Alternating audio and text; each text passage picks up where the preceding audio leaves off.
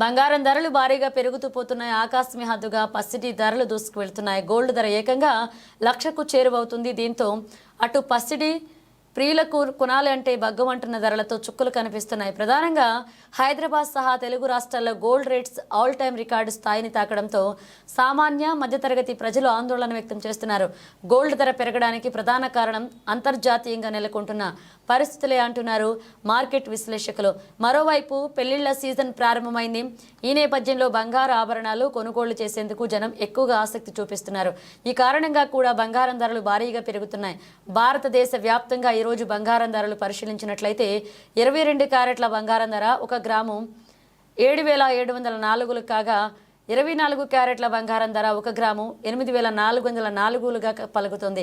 ఇక దేశంలోని ప్రధాన నగరాలు పట్టణాల్లో పసిడి ధరలు ఎలా ఉన్నాయో పరిశీలించినట్లయితే హైదరాబాద్ 10 గ్రాముల పసిడి 22 క్యారెట్ల ధర 77,040గా ఉంది.